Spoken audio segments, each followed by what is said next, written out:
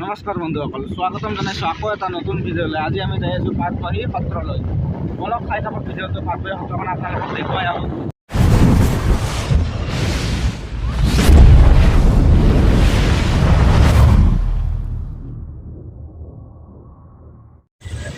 The Assam anthem is here. It's your boy Abhishek. ये आसाम है, या हर गली में अच्छा ही है, और हो भी क्यों ना, या हिंदू मुस्लिम सब भाई भाई है। आसाम को कहते हैं स्टेट ऑफ जॉय। हर दिन दिवाली, हर दिन एंजॉय। हम लोग तालगाछ का लकड़ी से बैट बनाते हैं, खेलते हैं क्रिकेट और मारते हैं छॉय। बगीचा में जाते हैं, तोड़ते हैं जामुन, बारिश में नहाते लगा के साबुन, छत्ता के ऊपर से गुड्डी उड़ाते हैं, खेलते हैं होली जब आता है फाग। यहाँ होटल में एसी है, घर में है पंखा, लड़की को पसंद है बड़ो बड़ो लंका। गलत मत सोच, झाल बहुत खाती है, झाल लगा कस के तो रसगुल्ला लाती है। लड़की के आगे सब जीरो है भाई, इधर चाय का बगानी हीरो है भाई। ये लोग इसके साथ फोटो खिंचाती है, हम लोग को देखकर भाव का खाती है। आसाम को दुल्हन का जैसा सजाते हैं, बिहू भी हम धूमधाम से मनाते हैं। आता है जब रमजान का महीना, साथ में इफ्तारी पार्टी में खाते। आसाम का यही सच्चाई है भाई, हिंदू मुस्लिम भाई भाई है भाई। অসমত থাকো আমি অসমীয়া ভাই, রিপ্রেজেন্ট আসাম, আমি ইন্ডিয়ান হয় ভাই। আরে क्या बोलता भाई, दिस इज आसाम, चाय का बगान in the Assam. Pratima Pandey from Assam, Bhupen Hazarika from Assam. अरे क्या बोलता भाई, दिस इज आसाम। इमरान शाह। এই বিকাশৰ ঘৰত বহি আছোঁ, খেলিব মই মোৰ বন্ধু দেদীপ। বিকাশ গা ধুই আছে, সি আহিলে গা চা ধুই অহাৰ পিছত হ'লে যাম আৰু পাটবাহী সত্ৰলৈ। যাই আপোনালোকক দেখুৱাম, চাই থাকক। ঘৰত আহি পেলাই চাহখিনি খাওঁ, তাৰপিছত যাওঁ। বৰপেটা আবি নিছে নহয়, যাই আছোঁ আমি পাটবাহী সত্ৰলৈ। আগত বিকাশ আছে। इमरान शाह फ्रॉम आसाम, वीर लचित फ्रॉम आसाम, हिंदुस्तान की शान दिस इज आसाम। यहाँ झोपड़ी का ऊपर है टाटा स्काई, कागज के कप में पीते हम चाय, तड़का में दम सब। আহি পালোঁ আমি পাটবাহী সত্ৰ, চাই থাকক। সন্মুখত যি দেখা পাইছে সেইখন হ'ল মূল সত্ৰ। ইয়াৰ ভিতৰভাগ আপোনালোকক দেখুৱাম, লগতে ময়ো নেদেখাজনৰ ওচৰত এটা সেৱা কৰি লওঁ। তাৰপিছত আঁতৰৰ পৰা কিছু কথা জানিলৈ এই সত্ৰৰ বাকীখিনি আপোনালোকক ভালদৰে দেখুৱাবলৈ চেষ্টা এটা কৰিম।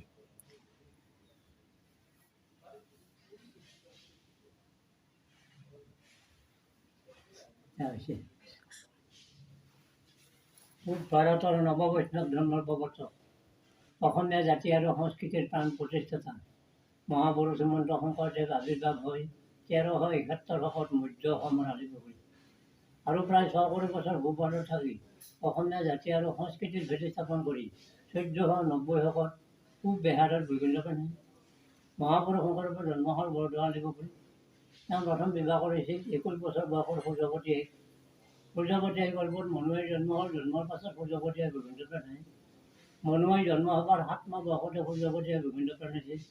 সেই সময়ৰ অকুমাৰীতে ছোৱালীবিলাকক বিয়া দিব লগা ব্যৱস্থা আছিল 5টা বছৰ আগতে। মনুৱাই কিছু ডাঙৰ হোৱাত হৰিজাই তাতে বিয়া দি তেওঁ তীৰ্থভ্ৰমণ কৰাৰ কাৰণে ভাৰতবৰ্ষ পলাই গুচি গ'ল। একেৰাহে 12 বছৰ কাল গোটেই ভাৰতবৰ্ষৰ তীৰ্থবিলাক ভ্ৰমণ কৰি পুনৰ ঘৰলৈ ঘূৰি অহাত জ্ঞাতি বন্ধুবিলাকে ক'লে তুমি আৰু সংহাৰ কৰিব লাগিব।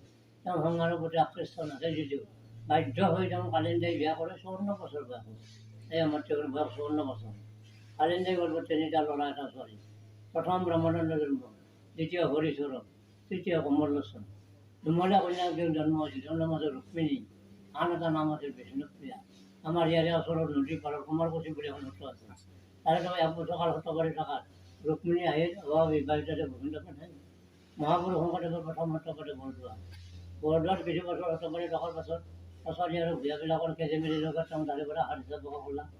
ভকতবৃন্দ আৰু জ্ঞাতি বন্ধুবিলাকক লগত লৈ তেওঁ ব্ৰহ্মত্ৰ সত্ৰপাৰলৈ গুচি আহে।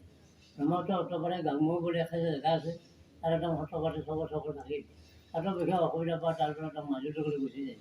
সেই আমাৰ মাজুলীখন আহোম ৰজা উদয়গিতন্ত্ৰ আছিল। মাজুলীত ধোৱাটা বেলেগুৰি বুলি এখন জেগা আছে, তাতে তেওঁ একেৰাহে 14 বছৰ কাল সত্ৰপাতি থাকে আৰু তাতে মহাপুৰুষ মাধৱদেৱক লগ পায়। মণিকাঞ্চন সূৰ্যবা বুলি কয়। এটা সাধাৰণ নক্ষত্ৰৰ জঙা হৰিজয় আহোম ৰাজাই মৃত্যুদণ্ড দিছিল, এটা হাতীজৰা কাছত। আৰু মহাপুৰুষ মাধৱদেৱকো 1 বছৰ কাল নজৰবন্দী ৰখা হৈছিল। কিন্তু অশান্তি পাই গুৰুজনে মাধৱদেৱপুৰ উদ্ধাৰৰ পাছত আহোম ৰাজা ত্যাগ কৰি তেওঁ কোচ ৰাজ্যলৈ উঠি আহে। সেই আমাৰ কোচ ৰাজ্যৰ ৰজা আছিল নৰনাৰায়ণ ৰজা। আমাৰ এই বৰপেটা অঞ্চলটো সেই আমাৰ কোচ ৰাজ্যৰ অধিকৃত অঞ্চল আছিল। 2জন গুৰু আহি ঠিক বৰপেটা অঞ্চল আহিবতে মহাপুৰুষ শংকৰদেৱৰ বয়স প্ৰায় 90 বছৰ বয়সৰ বৰপেটা অঞ্চল আহি পায় আৰু মাধৱদেৱপুৰ গুৰু অনুমানিক 4 বছৰ বয়সৰ বৰপেটা অঞ্চল আহি পায়।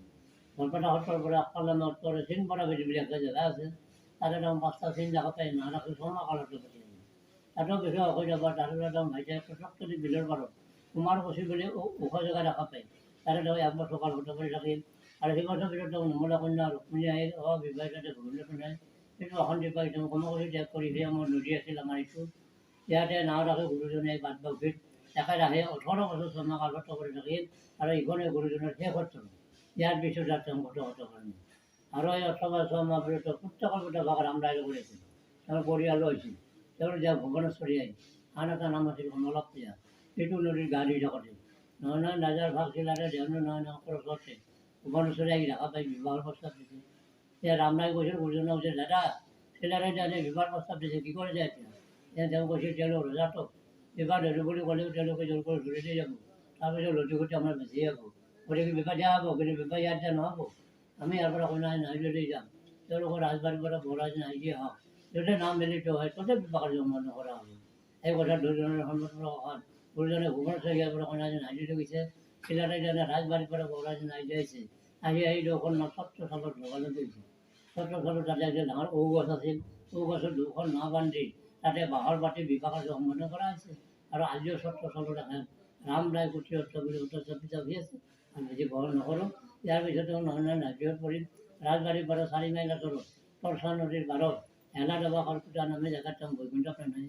তেওঁ বৈকুণ্ঠ প্ৰাণ হোৱাৰ পাছতো কালিন্দী আমাৰ বহুত বছৰ কৰিছিল, অতি বৃদ্ধ অৱস্থা লৈ আমাৰ আছিলে, বৰ অলৰচৰ অৱস্থাত সেই আমাৰ সুন্দৰ ইয়াত মাধৱদেৱ পুৰুষৰ ভাগনা ৰামচন্দ্ৰ পৰা অৰ্থ পাতি আছিল, তেওঁৰ এই 2 বছৰ দেখা পাই সুন্দৰ্যাত্ৰা হৈ যায়, আৰু সুন্দৰ্যাত্ৰাত কালিন্দী 142 বছৰলৈকে বাচি আছিল।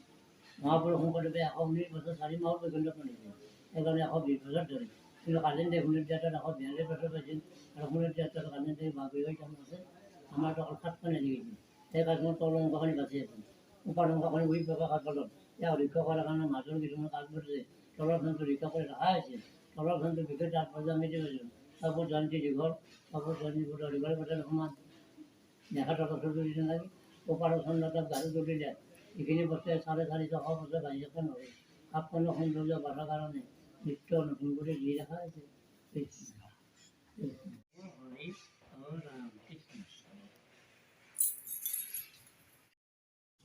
এইটো কালিন্দী আইৰ বাসগৃহ, ইয়াৰ ভিতৰতে আছে কালিন্দী আইৰ বিচনাখন, যিখন বিচনা 6 ফুট দীঘল 6 ফুট বহল, দীঘল আৰু বহল দুয়োটা সমানেই আছিল।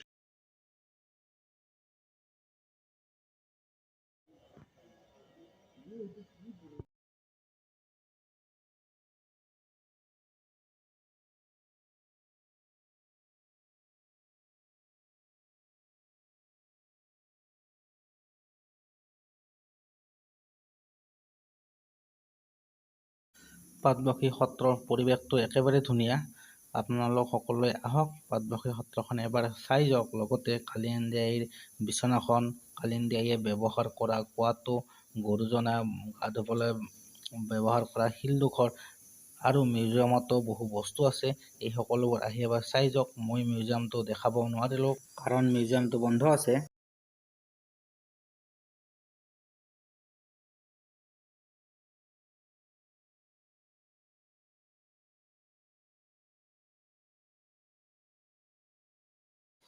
গুৰুজনাৰ গা ধোৱা শিলাগৃহ এইটো, ইয়াৰ ভিতৰতে আছে গুৰুজনা গা ধোৱাৰ সময়ত বহিবলৈ ব্যৱহাৰ কৰা শিলডোখৰ, ইয়াৰ ভিতৰত আছে। বন্ধ থকাৰ বাবে আপোনালোকক দেখাব নোৱাৰিলোঁ। আমি পিছৰ ভাগত আছোঁ, পাটবাউসীৰ পাছফালে আছোঁ, এই চাওক। আৰু এইটো আপোনাক মই দামোৰত দেৱথানৰ মঠটো আপোনাক দেখুৱাই আছোঁ, ইয়াৰে পৰা চাই ল'ব।